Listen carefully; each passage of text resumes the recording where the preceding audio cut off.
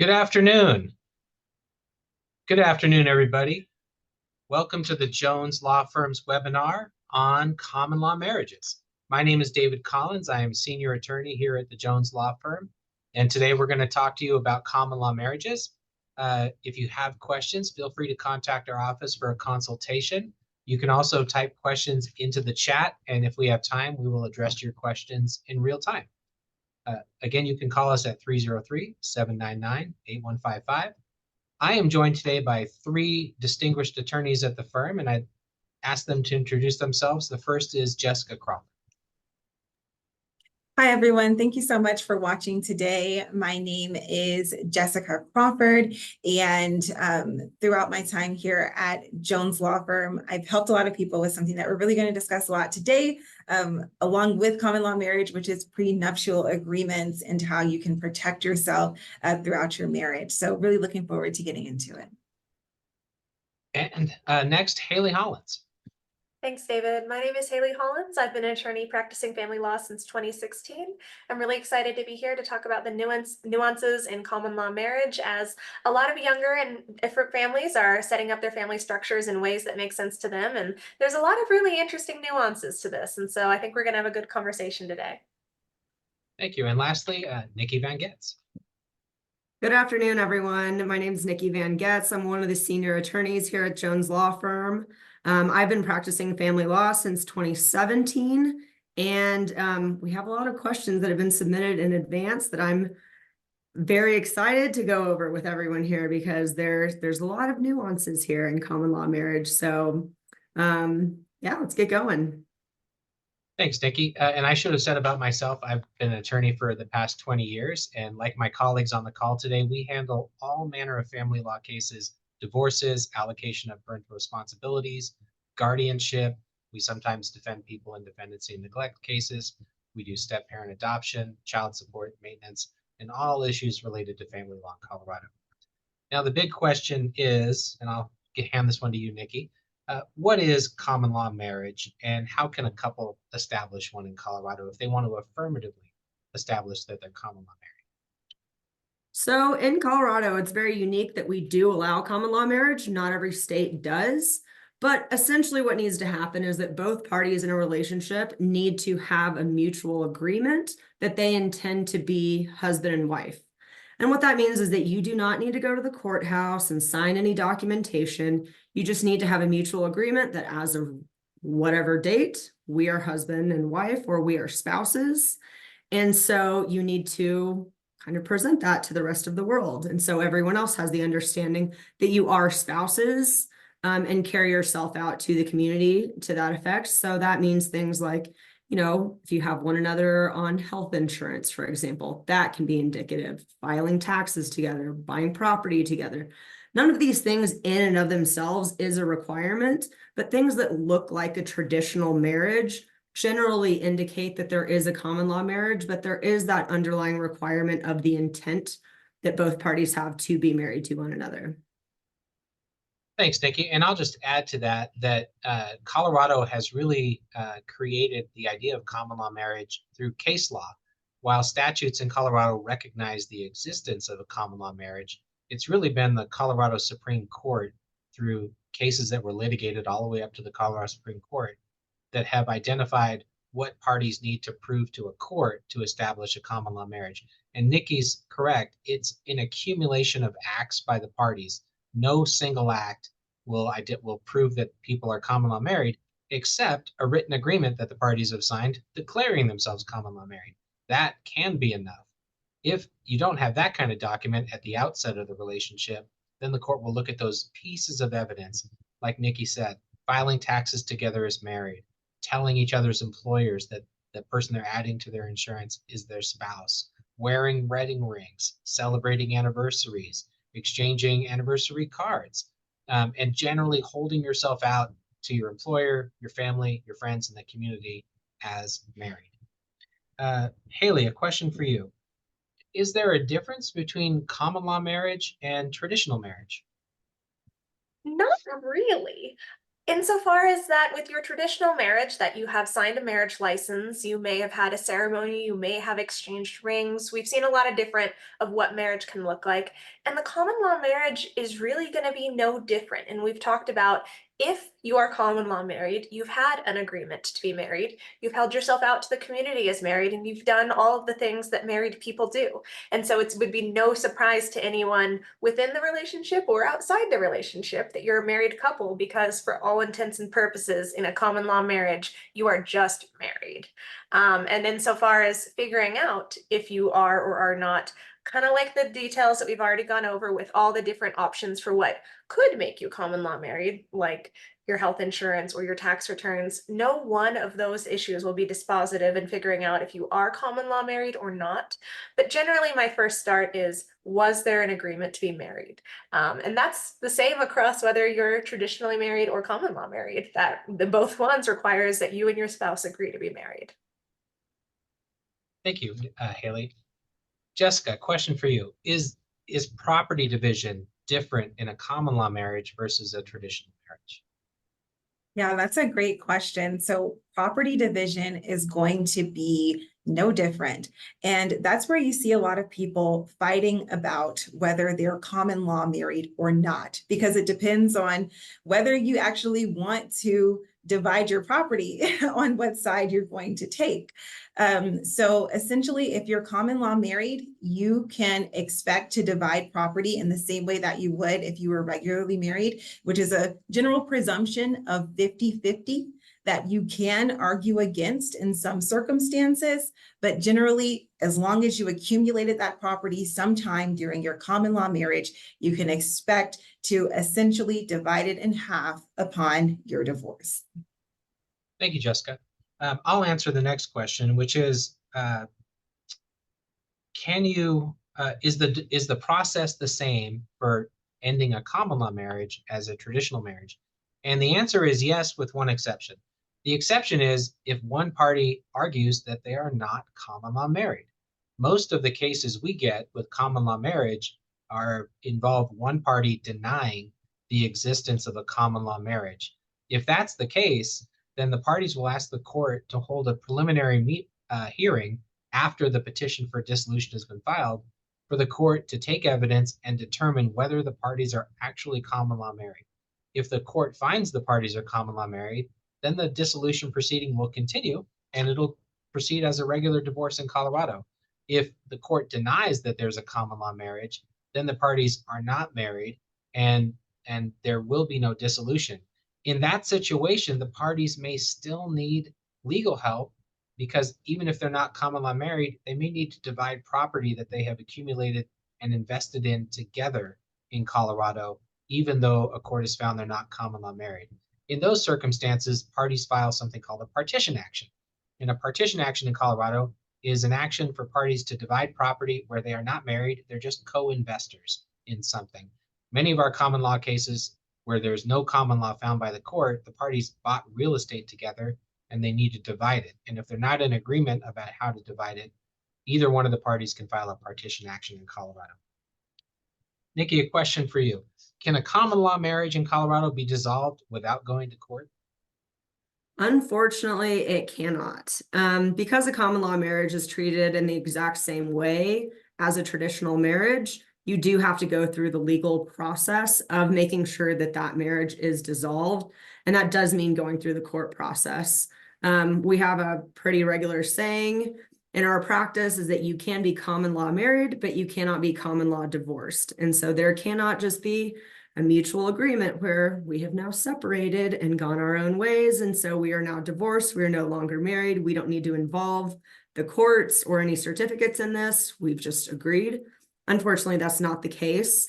You do need to go through the same legal procedural process with going through a divorce through the courts in a common law marriage, just as you would with a traditional marriage. So you need to do petition, financial disclosures. If there's kids involved, you have to take a parenting class, and there's the whole steps are the exact same.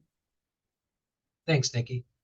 Haley, question for you. If two people live together for 10 years and they have kids, together and they've raised the kids for 10 years, are they common law married? Maybe. That's going to be the most lawyer answer I can give in that situation. I wouldn't have enough information to tell that person whether they are or are not common law married, because we'd have to first bring it back down to, did you and your spouse have an agreement to be married? Did you all hold yourself out to the community and behave as a married couple have together? Just on those facts, if you've lived together for 10 years, even if you've resided together for that long, and even if you've had children together, that does not a common law marriage make, unfortunately, or fortunately, depending on what you're looking to get out of that situation. But it's possible. It's very possible that that situation, given other factors within your relationship personally, whether you all have had an agreement to be spouses, but that's not going to be enough to just have cohabitated and to just have had children. If you're wanting to allege common law marriage, you would need more than that. Thanks, Haley. Jessica, in a common law marriage, two-part question for you. Is property division treated the same as a regular marriage? And if so, what sorts of property are divided by a court in a divorce?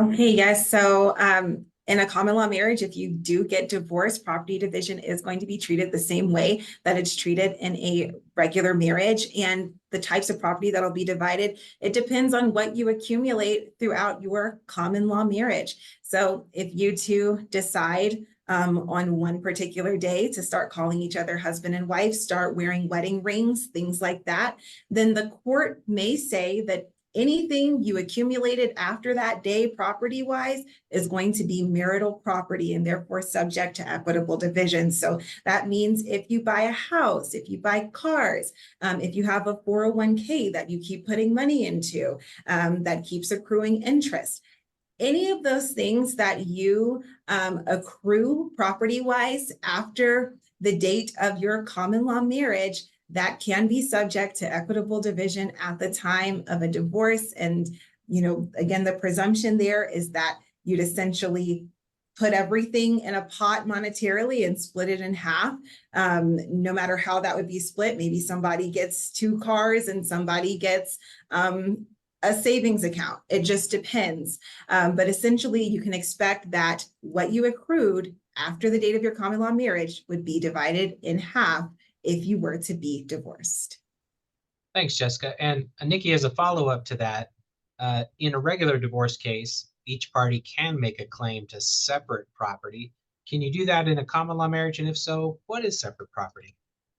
Yes, so you can do the same thing.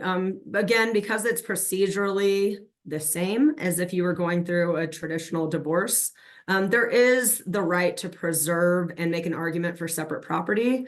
Separate property is going to be property that was held exclusively by one party prior to that date of marriage.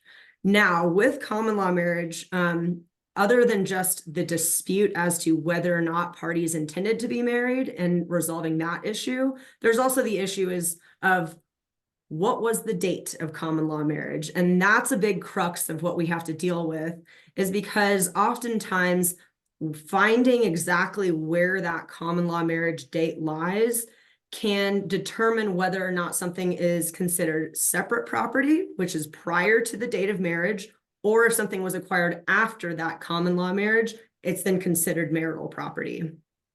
And so that's another thing to take into consideration, is that date of marriage with common law that can get a little bit trickier than with a traditional marriage. And that's a great point, trying to convince a court what the start date is for a common law marriage and how important that can be, especially for a claim to separate property. Sorry, I'm looking away from the screen. I have a question that came through in the chat here. Haley, I'll hand it to you. The question is, it's following up on our prior discussion about a couple who've been married for 10 years and had children. How does the court handle children in a common law marriage if you're going to court and asserting a common law marriage and there's going to be parenting time? Absolutely. Regardless of whether you are common law married or not, the court will make a determination on whether or not the marriage is valid if someone contests that you were or were not common law. But you're having children and needing orders for your children is kind of a separate prong from that. Insofar as that whether you are or are not married, you can get orders for parenting time and allocations for parental responsibilities either in tandem with or independently with your divorce case for that. And insofar as figuring out what's right for your kids, that even if the court doesn't find that you were common law married, it's still very appropriate for you to have orders for parenting time, support of the children, and the rights and responsibilities. And so that may be, even if the court doesn't find a common law marriage existed, a case that you would want to pursue following any kind of decoupling or breakup of a household. And to follow up on that, Haley, if you filed for a common law marriage, you started with a petition for dissolution. The court says, you know what, I don't think you're married. What would you file then for the court to deal with the parenting time issues? Right, which that sometimes happens. So in that situation, then you'd want to turn around and file a petition for an allocation of parental responsibilities, which is going to include your parenting time and any other requests you have to the court for kind of what is normally referred to as child custody. Thank you.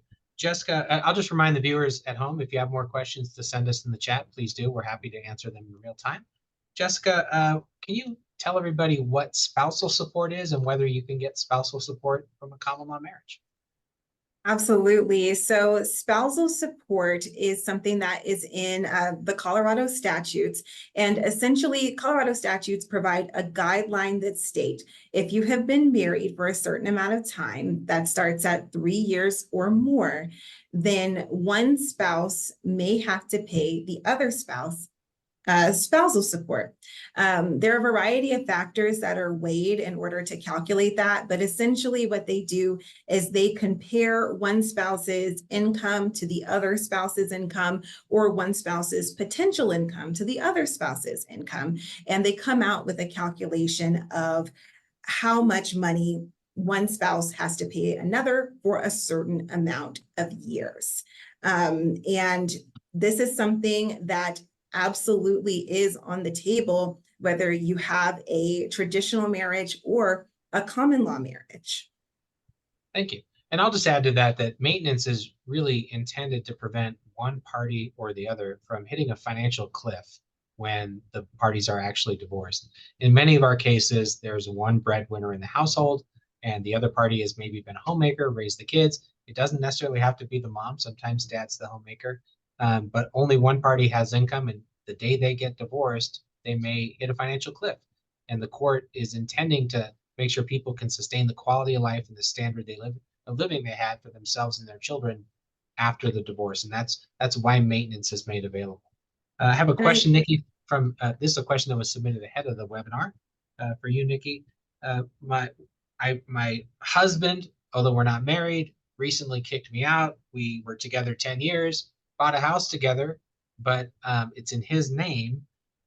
I think we're common law married. What should I do to try to make sure I get my share of this house?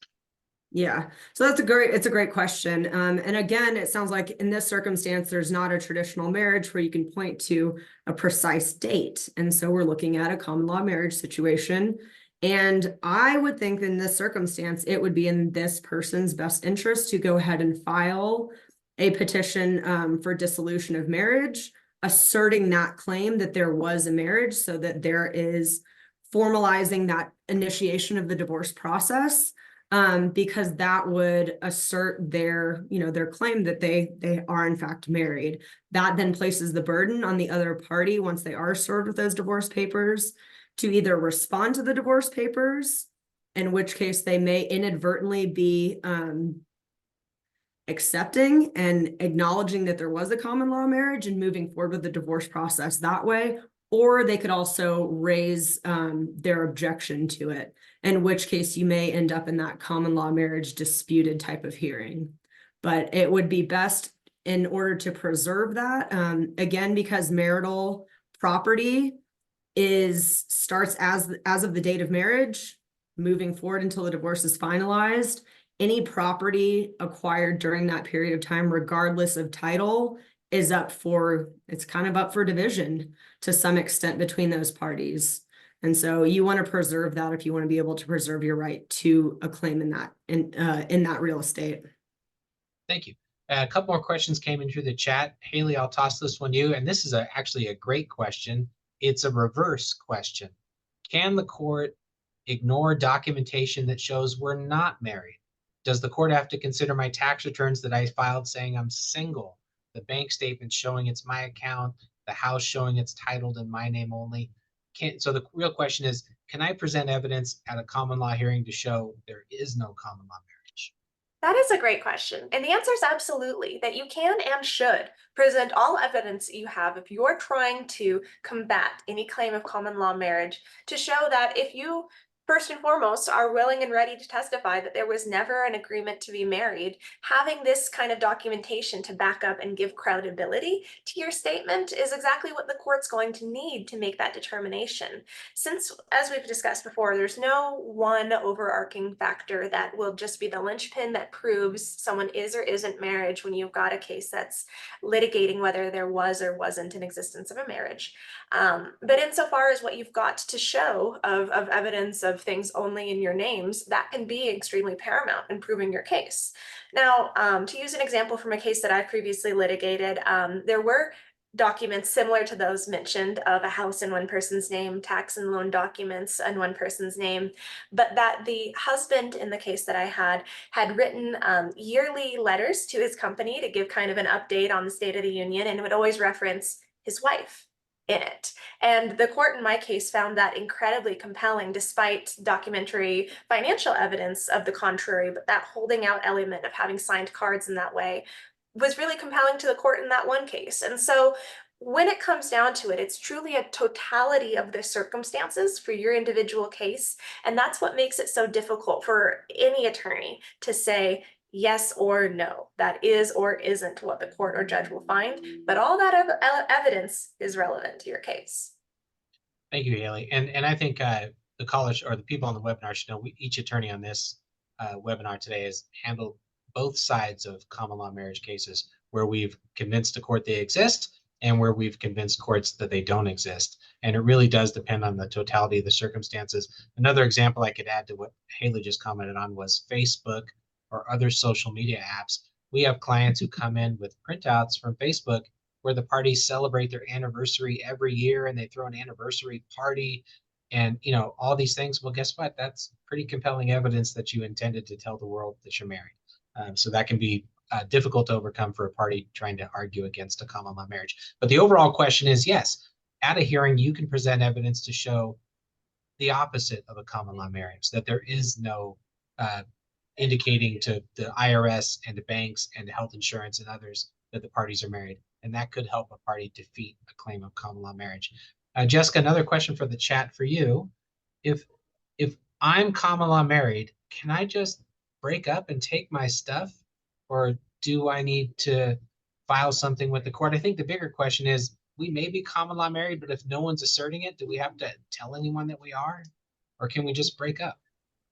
Right. Yeah, I think that's a great question. And for the person who asked that one, I think you really have to look at the factors and weigh whether or not you truly think that there's a possibility of you being common law married. Because when I look at the question, I see one of the caveats is, even if our money is separate, right? Well, for one of the factors that courts are going to weigh as far as deciding whether or not you could be common law married is if you have things like joint accounts, if you have been calling each other husband and wife, if you've been holding each other out to other people as husband and wife, if you've been wearing wedding rings, all of those sorts of things you have to consider. If you haven't been doing that, there is a chance that you might be able to just break up and, you know, divide your property as you two agree and walk away.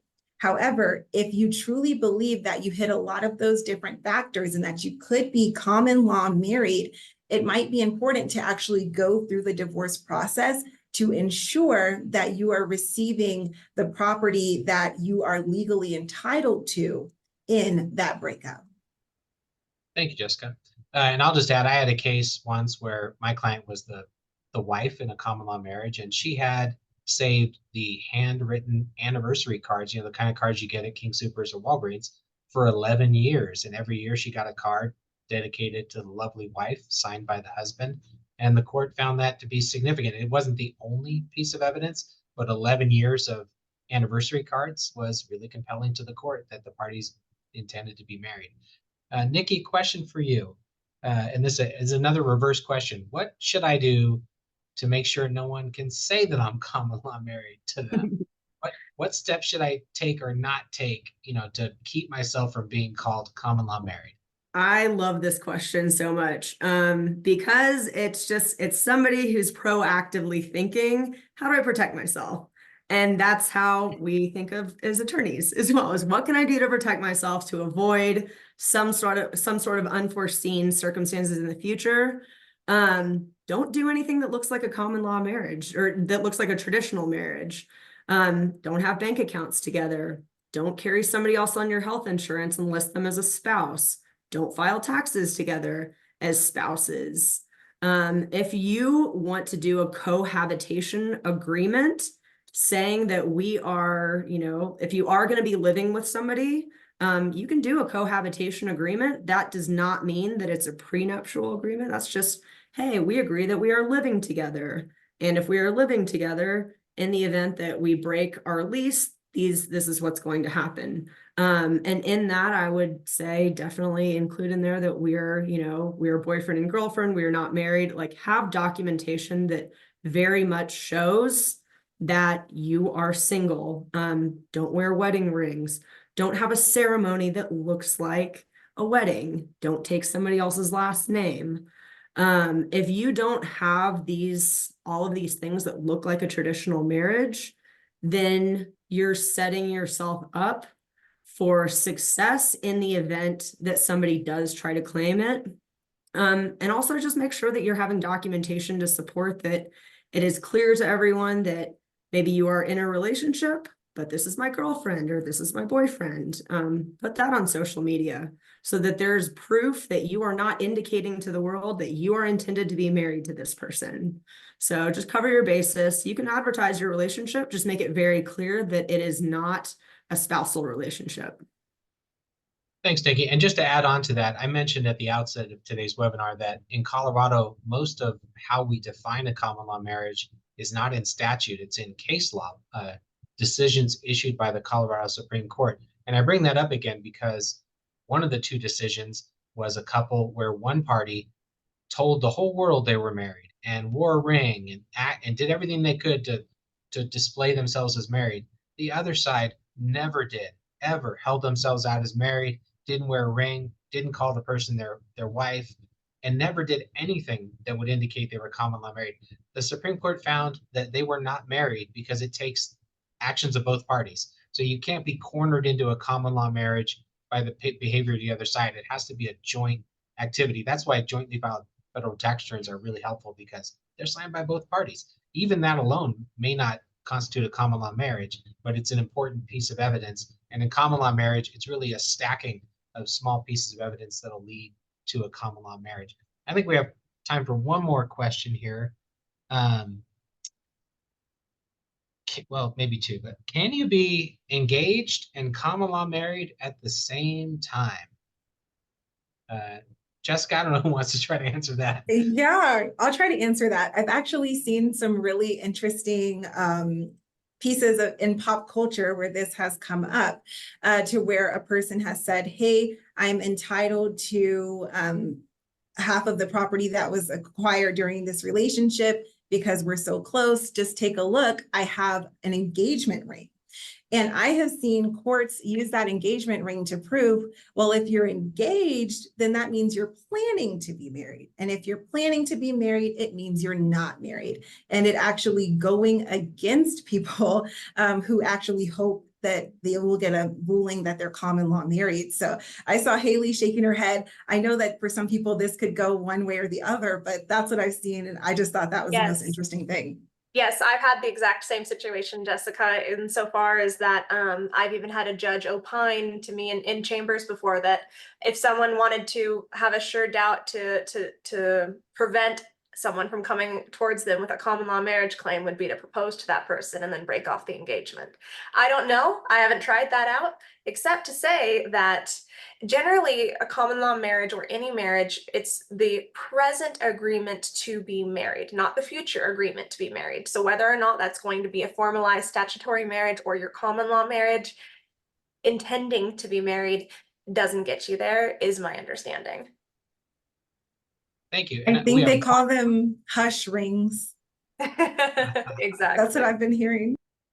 So we'll just answer one more question from the chat, and then we have to let everyone go because we're going to be out of time. But the last question I'm looking at from the chat is, what if we've done everything that would create the appearance of a common law marriage, but neither one of us actually wants to say we're common law married?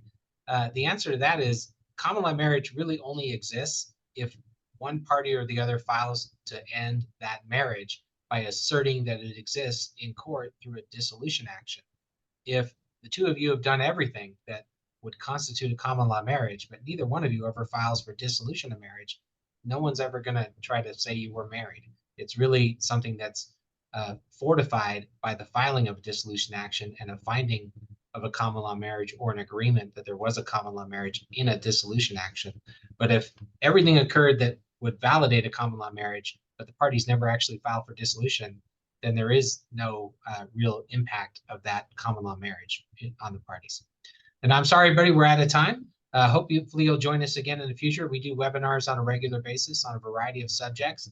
Again, if you have more questions we didn't get to, please contact our office, schedule a consultation with our great team.